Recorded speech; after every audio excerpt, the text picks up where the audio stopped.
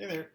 If we're just meeting for the first time, I'm going to show you how my agency, Jolly SEO, has earned over 25,000 wins over the past 7 years for our clients across several verticals.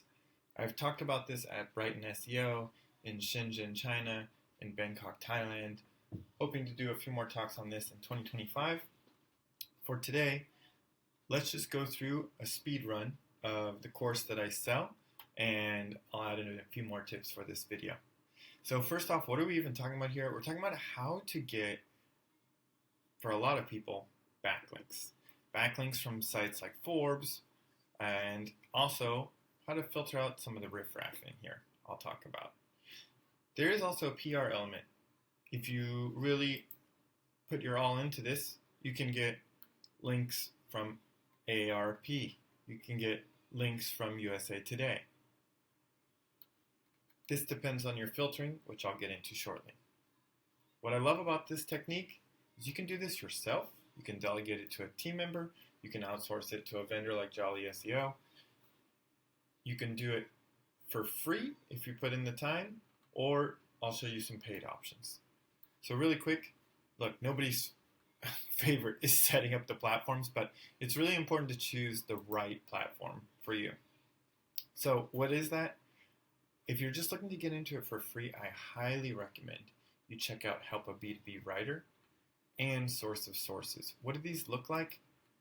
They're pretty similar. Peter Shankman, the original Help a Reporter Out founder, HARO, now runs Source of Sources. These are email newsletters. All you need to do is read through the opportunities, think about which one feels like a good one for you to try to hit, and look at the opportunity in detail. Can I comment on this? Can I do it in the deadline? These are all media opportunities, so they're on tight deadlines. And do I have the time and energy, and most importantly, the expertise required to comment on this? So oftentimes they will tell you who they are looking for, and if they do, we all in this space, from the founder, Peter Shankman, to the consumers reading the content, really implore you to choose your opportunities appropriately and comment where you're requested, right? There are places where you can pay money, You can pay money for things like featured. Now, why would you pay money for things like featured? I'll get into how to do the writing later, but in brief, you can have a much more sophisticated interface here. You're not paying for each placement. This isn't paid link building. What you're doing is you're paying to work on a platform where the platform is providing value to the publishers. And there are publishers like Forbes, or CBS, or Fast Company, or Science.org.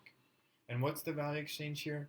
Well, Featured, for instance, will take your pitch, vet it against hundreds of other pitches, draft an article for the publisher, and submit it to the publisher and see if they want to publish it. So that's the value exchange that you're paying for.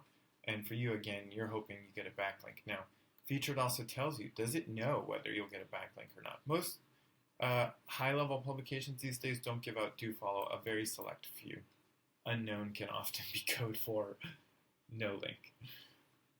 So that's in a nutshell where you're going to choose, or how you're going to choose where you're going to pitch. And what do these look like?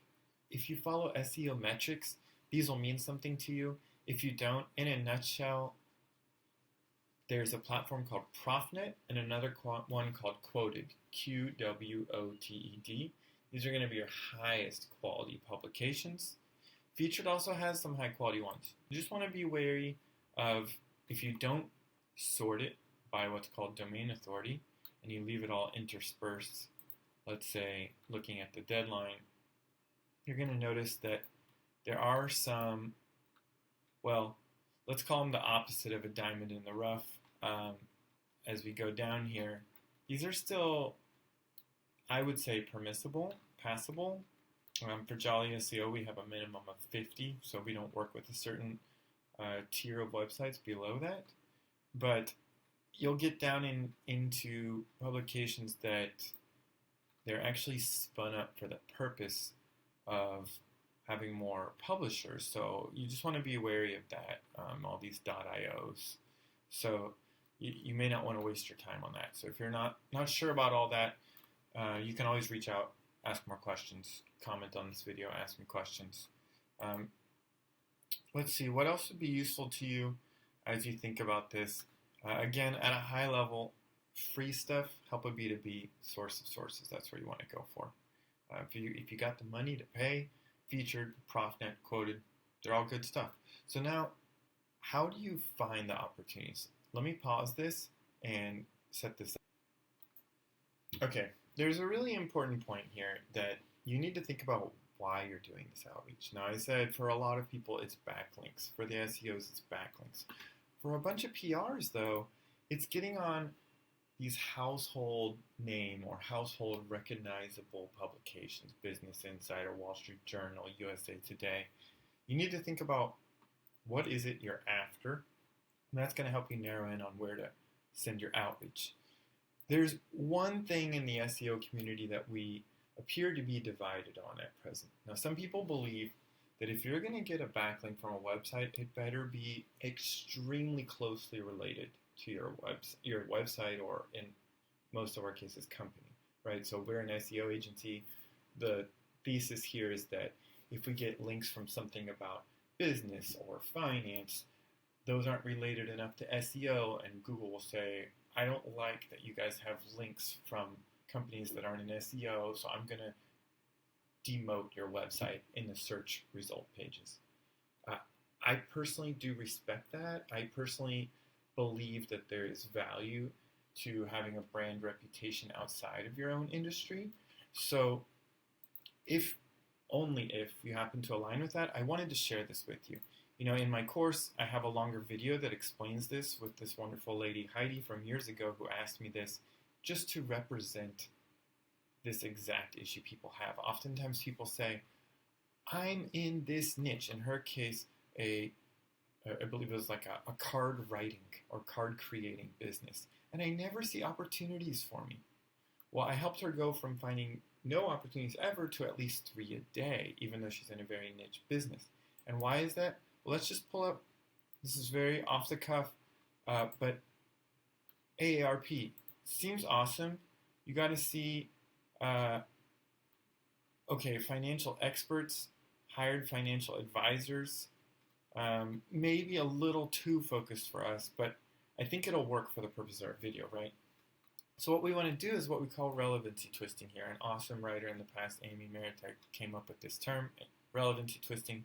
We've used this thousands, tens of thousands of times because our clients are more aligned with our point of view that, yes, relevancy is important and it's okay to branch out a little bit.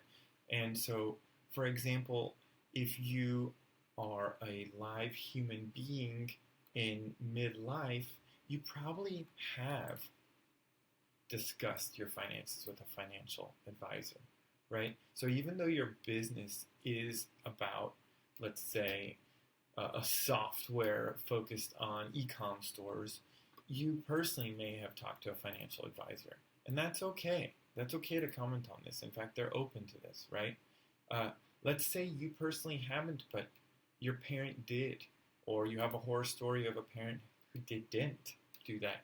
You might still want to pitch it because, interestingly, it's the relevancy twists that are more likely to get opened by this person because they're going to get inundated with a bunch of people who fit this precisely. They're also going to get spammed by a bunch of people who have no business pitching it. But it's those who are kind of tangentially relevant that kind of pique your interest. Maybe it's a slightly different angle they can create around this. So, speedy opportunity selection, I just wanted to show you, first of all, I just wanted to kind of hopefully open your eyes to that, but show you how I'd really quickly be ruthless about this. Check the requirements. Are you eligible? Make sure that you can hit the deadline, right? There's some tricks for these free ones. You can filter them, but again, I just focus on deadline first. Summary of it. Does it even seem like something you can speak to? And then make sure to check the requirements, right? So again, though, when you're first starting out, I would focus on just one platform and see what's really working for you. You can test out a couple, but if you have any money at all, honestly, I'd go for featured. No affiliate of featured. I do like Brett Farmelo, the founder of Featured. He is very responsive to customer feedback. We were an early adopter, still using it years later at scale. So again, no affiliate or anything like that. You can check out an interview I did with Brett on this channel. Writing with style. Okay, so this is what's awesome about this. People mistake this all the time and think that you're writing an article. We're not. You see how this has the scroll bar in this pitch? It's way too much. Nobody's going to read this. I mean, I like how they did the bolded stuff here, but it's way too much information. All we're doing here, in most cases, is we're sending a couple bolded sentences, and you're writing for Americans. And we notoriously have a 3rd or 4th grade reading level. You've got to do short sentences for us and short paragraphs. I'm talking 15-word sentences, 2-sentence paragraphs. That's what we need. We need 2 to 3 ideas. Max, the email's 150 words. It's important. Let me show you why it's so important that you don't over-invest in the writing. The biggest takeaway for you that I want is copy-pastable quotes. We're not writing the whole article. We're also not expounding at length, and there's no fluff in here. Why? Because the freelance writer, they're going to, or maybe they're in-house, but mostly freelance, going to highlight your pitch, click copy, open up their GDoc, they're drafting an article, click paste, and move on. You need to make it as simple as possible for them. So yeah, no, not too many errors, but also do not create what this person did here. It's not going to get picked up. It's just too much work. Let me show you what I mean about be careful not to overinvest. Okay, so I'm not trying to scare you off here. I've been able to survive, and I'd like to think thrive over the past 7 years doing this as a service business. So it works. It's not dead, no matter what you've heard. SEO isn't dead. Haha. Help a reporter out. The platform is dead, but this space isn't dead. It works. But 90% of the time, no one's going to answer your pitch. Even when they do use your quote, 90% of those times, they're not even going to tell you.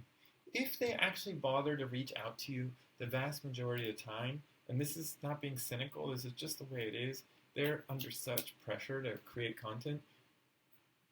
Most of the times that someone lets you know they use your quote, it's just to say, hey, use your quote, here's a link to the live article, would love if you promote it on your socials for me. They're just trying to get more traffic. That's part of their job. Their boss has a checklist for them to do after they write it, reach out to all the experts, get them to promote it, right? So I can't tell you how many times over the years that I've heard that it's dead, but not just heard it's dead like people disparaging it, people really lamenting the fact that they've tried and tried and tried, but they can't get any wins. Now, I'm not just talking about the people who've sent 5 pitches and whine. Then I'm like, come on now, to go do the work. But the other thing is, because we're not paying for these placements, nobody's beholden to report them to us. You actually have to go look for them. It's crazy, I know. But you have to go look for them. We have a whole team at my company that goes and looks for them. You have to have a search query set up to go find your ones. And a simple Google search will do it. You can use an SEO tool. That helps as well. You can have a great team that has expertise. But just search, right? Sometimes you'll get stuffed. You won't get a do follow backlink. Just remember, we're not paying for these. They don't owe us anything. But you can politely follow up. And that really segues into my very last tip, which is treat these people as real people, please.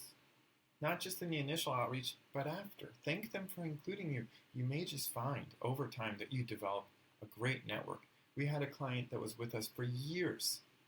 We did 300 backlinks over a couple-year period. Well, unfortunately, they left us, and this is what happens. Correlation, not causation, but kind of strong correlation. They left us, and I thought when they returned to us last year, oh, wow, they loved the backlinks. And they said, yeah, I did like the backlinks, but what I liked more was in my email inbox were the email contacts for the publishers. Forbes, USA Today, the other big names. So it's a really awesome tactic. I really encourage you to get out there because, again, it can be free if you want, or you can pay a little bit, or you can pay a lot of it. But this is a space where you can get in there and do the writing yourself. You can have a great writer on your team do the writing for you. You can outsource to a trusted vendor. I think this space is just as viable as ever, and even more so for the legitimate businesses and business people who want to put their name out there, their expertise out there, and share it with all the rest of the world. So good luck pitching. Let me know if you have any questions.